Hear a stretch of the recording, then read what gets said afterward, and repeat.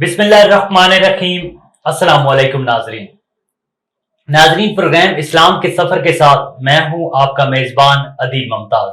امید کرتا ہوں کہ آپ سب لوگ خیریت سے ہوں گے۔ ناظرین، آج کی جو ہمارے پروگرام کا موضوع ہے وہ ہے حسن سلوک۔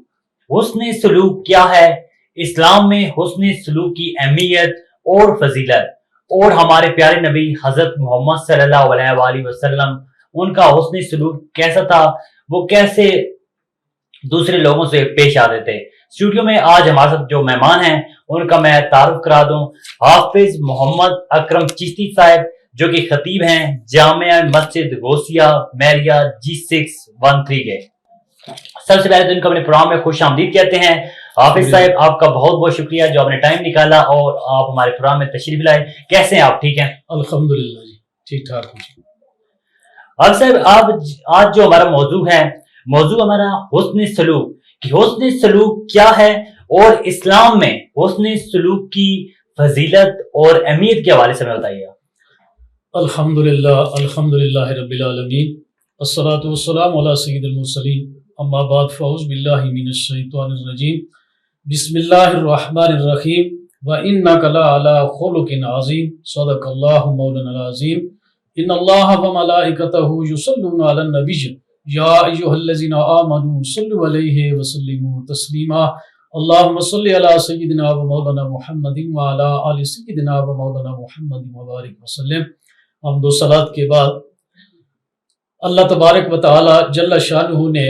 قرآن مجید فرقان حمید میں ارشاد فرمایا، وَإِنَّكَ لَعَلَىٰ خُلُقٍ عَظِيمٍ۔ حضور صلی اللہ علیہ وسلم کے بارے میں اللہ تبارک و تعالی نے فرمایا کہ بے شک آپ خلق عظیم کے مالک ہیں۔ تو میرے پیارے آقا صلی اللہ علیہ وسلم کا جو حسن سلوک ہے وہ آپ کی زبان، آپ کے کردار اور آپ کی گفتگو، جو آپ صلی اللہ علیہ وسلم جس سے بھی آپ فرماتے تھے تو وہ آپ کا ہی ہو کر رہ کے جاتا، اور اسی بنا پر اللہ تبارک و تعالی نے آپ کی تعریف فرمائی ہے کہ آپ کا جو خلق عظیم ہے، جب بھی آپ بات کرتے ہیں تو دوسرے کے دل میں اتر جاتی ہے، اور ایسی اترتی ہے کہ وہ آپ کا ہی ہو کے رہ جاتا ہے۔ اچھا آپ صاحب،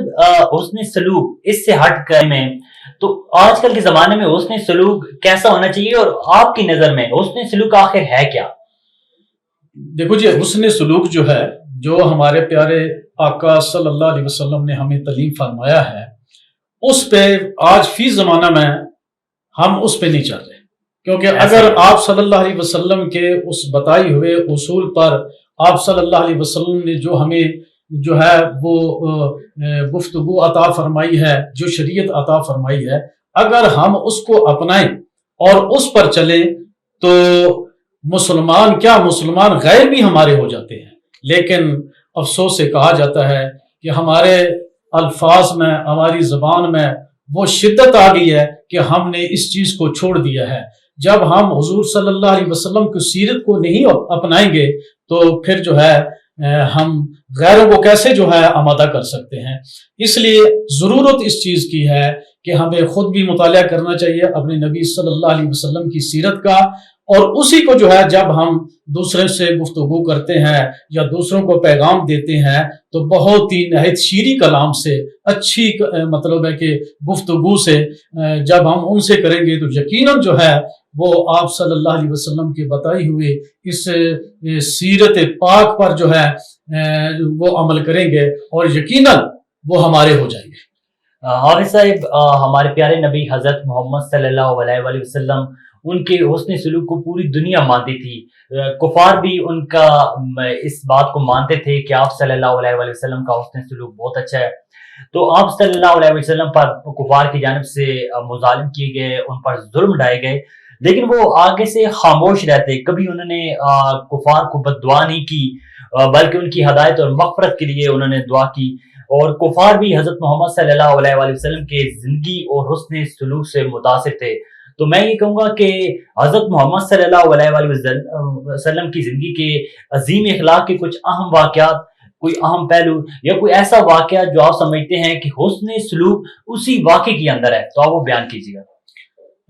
آپ نے حسن سلوک جو ہے کفار کے ساتھ، میں ایک واقعہ بیان کرتا ہوں کہ ابو جہل جو تھا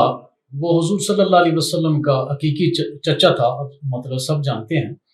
لیکن وہ دشمنی میں سب سے بڑا ہوا تھا حضور صلی اللہ علیہ وسلم کے ساتھ۔ جہاں بھی اسے موقع ملتا وہ آپ صلی اللہ علیہ وسلم کے ساتھ دشمنی کرتا، اور ایک دفعہ ایسا ہوا کہ اس نے بہت ہی بد اخلاقی کی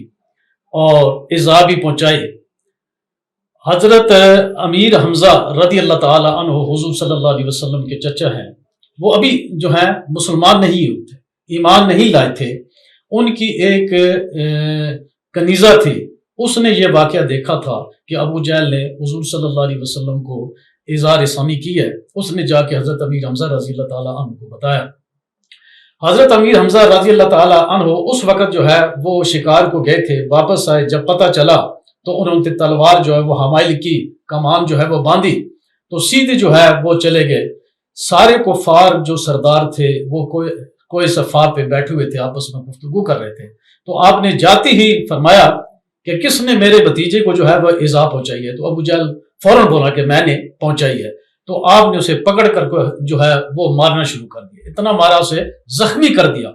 پھر اس کے بعد جو ہے آپ صلی اللہ علیہ وسلم کو ڈھونڈنے کے لیے نکلتے ہیں، کیا دیکھتے ہیں کہ حضور صلی اللہ علیہ وسلم حرم کعبہ میں بیٹھے ہیں، اور آپ نے جو ہے اپنا سر مبارک نیچے کیے ہوا ہے، اللہ تعالیٰ کا ذکر کر رہے ہیں۔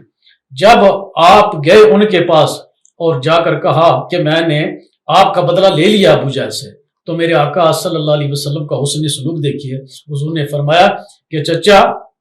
میں اس بات پہ راضی نہیں ہوں گا، میں اس وقت راضی ہوں گا کہ جب آپ کلمہ پڑھ لیں گے، جب آپ کلمہ پڑھ لیں گے اور اسلام میں داخل ہوں گے۔ یہ کوئی ایذا رسانی کوئی ایسی بات نہیں ہے کہ اس نے ابو جہل نے مجھے جو ہے وہ ایذا پہنچائی ہے، تکلیف پہنچائی ہے، تو آپ بدلہ لیں گے تو میں خوش ہو جاؤں گا، لیکن خوش میں اس وقت ہوں گا جس وقت آپ جو ہے کلمہ پڑھیں گے۔ تو حضرت امیر حمزہ رضی اللہ تعالیٰ عنہ نے کچھ تھوڑی دیر کے لیے مہلت مانگی، اور دوسرے دن صبح جو ہے آپ صلی اللہ علیہ وسلم کی اس حسن گفتگو کی وجہ سے، یعنی بدلہ نہیں بلکہ آقا صلی اللہ علیہ وسلم نے فرمایا کہ تم جو ہے اسلام قبول کر لو۔ حضور صلی اللہ علیہ وسلم نے نرم گفتگو کی، اور نرم گفتگو کی وجہ سے حضرت امیر حمزہ رضی اللہ تعالیٰ عنہ اسلام لیا۔ اچھا حافظ صاحب، آپ بتائیے کہ حسن سلوک بچوں، خواتین اور بزرگوں کے ساتھ حسن سلوک، حضرت محمد صلی اللہ علیہ وآلہ وسلم کے حسن سلوک، ان کے حوالے سے، اسلام کے حوالے سے اور آج کل کے زمانے کے حوالے سے یہ ہمیں بتائیے گا۔ آقا صلی اللہ علیہ وسلم جب آپ کی ملاقات بچوں سے ہوتی تو سب سے پہلے میرے آقا صلی اللہ علیہ وسلم بچوں کو سلام کرتے تھے۔ آج کل تو یہ ہے نا کہ اگر کوئی جا رہا ہے تو وہ کہتا ہے کہ بچے ہمیں سلام کریں، لیکن نہیں، میرے آقا صلی اللہ علیہ وسلم نے یہ ہمیں سبق دیا ہے کہ تم سلام کرنے میں پہل کرو۔ تو اس لیے حضور صلی اللہ علیہ وسلم جب بچے ملتے تو آپ صلی اللہ علیہ وسلم پہلے ان کو سلام کرتے اور کہتے السلام علیکم ورحمۃ اللہ، اور جب کبھی کوئی عورت آپ کی بارگاہ میں آتی تو آپ نہایت ہی مطلب ہے اس کے ساتھ اخلاق سے پیش آتے اور اس کی گفتگو سنتے، اس کی جو ہے داد رسی کرتے، یہاں تک کہ میں آپ کو بتاؤں کہ حضور صلی اللہ علیہ وسلم نے ابھی آپ کی شادی نہیں ہوئی تھی، تو آپ کی جو بیوی ہے حضرت خدیجہ الکبریٰ رضی اللہ تعالی عنہا، ان کے ایک غلام تھے زید بن حارثہ رضی اللہ تعالی عنہا۔ جب آپ صلی اللہ علیہ وسلم کی شادی ہوئی تو غلام بھی وہ آپ کی ملکیت میں آ گئے۔ تو جب وہ غلام جو ہیں ان کے اباء و اجداد کو پتہ چلا، کیونکہ آپ جب چھوٹے تھے تو کسی نے اغوا کر کے مکے کے بازار میں لے آئے تو آپ کی زوجہ محترمہ نے جو ہے وہ خرید لیا۔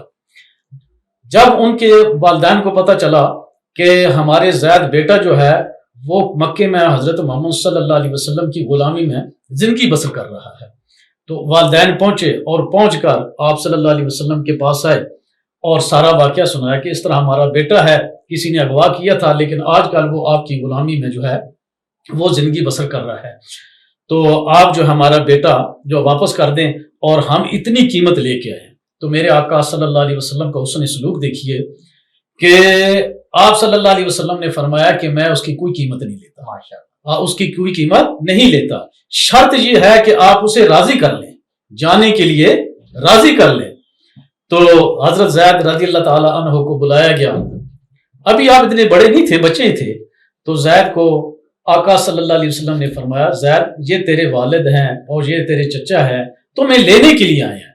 تو تمہیں میری طرف سے اجازت ہے، تم آزاد ہو، اگر جانا چاہو تو چلے جاؤ۔ تو حضرت زید رضی اللہ تعالی عنہ نے عرض کیا یا رسول اللہ صلی اللہ علیہ وسلم میں آزاد نہیں ہونا چاہتا، میں آپ کی غلامی میں ہی رہنا چاہتا ہوں، میں اپنے والد کے ساتھ نہیں جانا چاہتا۔ تو یہ جو ہے میرے آقا صلی اللہ علیہ وسلم کا حسن جو ہے سلوک ہے۔ آپ دیگر غلاموں کو بھی جو ہے وہ دیکھیں کہ اگر وہ کسی کی ملکیت تھے تو وہ شکر کرتے تھے کہ ہم غلامی سے آزاد ہو جائیں، لیکن جو حضور کی غلامی میں آ گیا ہے وہ چاہتا ہے کہ میری موت بھی یہیں پہ ہو جائے، میری آخری سانس بھی یہیں پہ ہو جائے۔ میں ناظرین یہاں پر ایک چھوٹی سی بریک لیتے ہیں اور بریک کے بعد اپنے پروگرام کو جاری رکھیں گے۔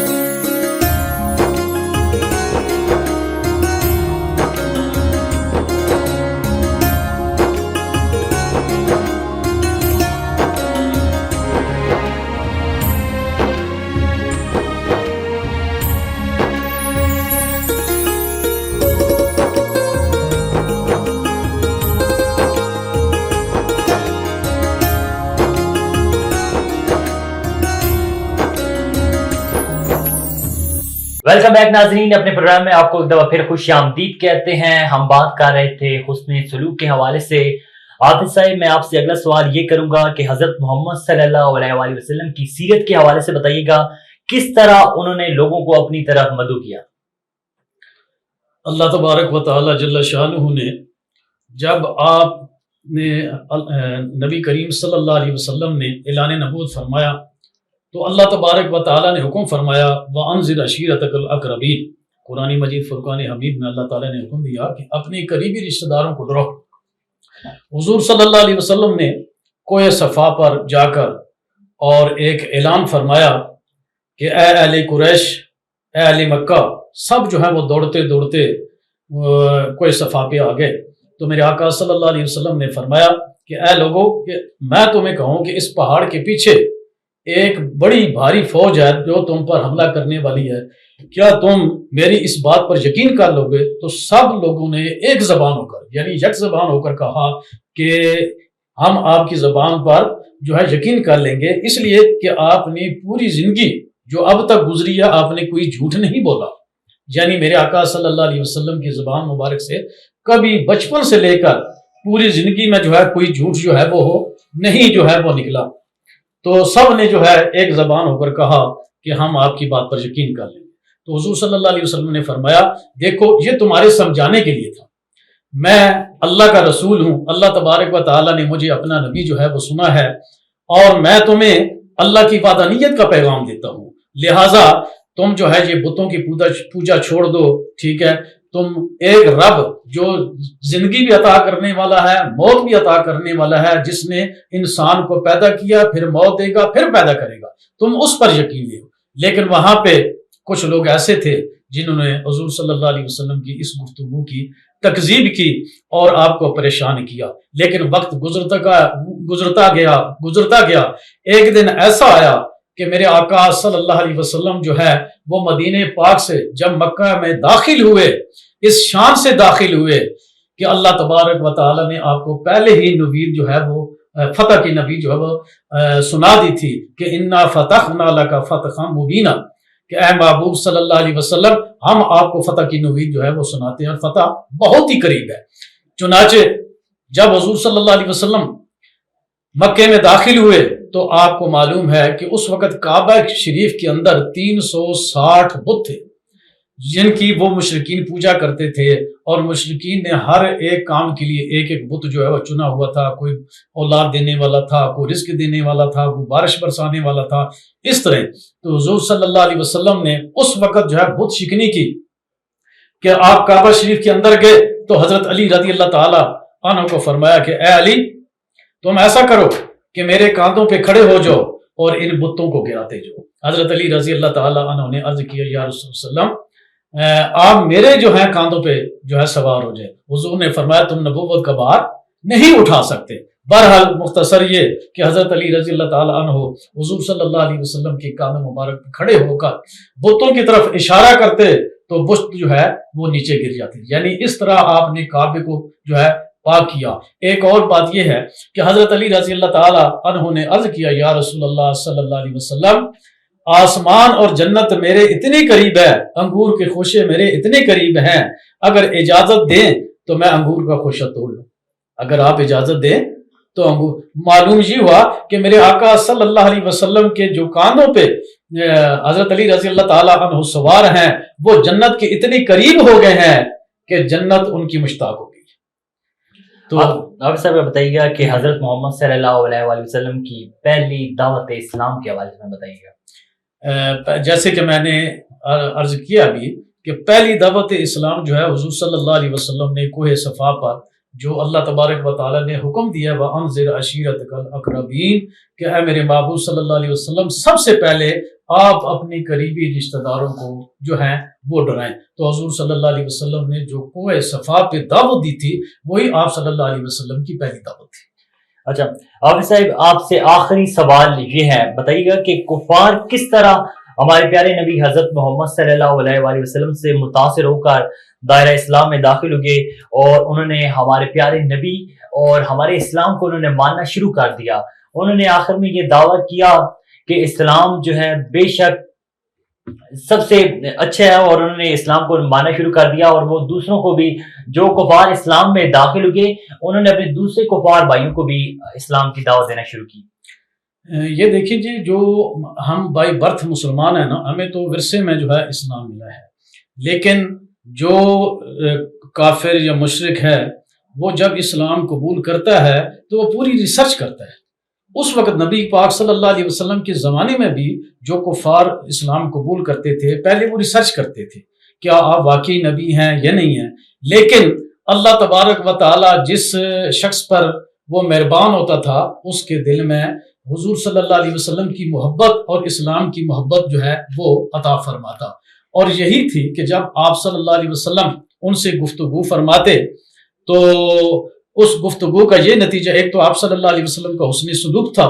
ٹھیک ہے، اور پھر کفار جتنے بھی جو ہے وہ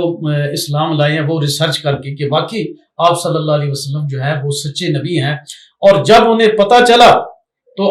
جو بھی صحابی جس نے کلمہ پڑھا نبی پاک صلی اللہ علیہ وسلم کا لا الہ الا اللہ محمد رسول اللہ، تو حضور نے اسی وقت اسے دعوت دے دی کہ اب تیرے پچھلے سارے گناہ معاف ہو گئے، اب تیرے پچھلے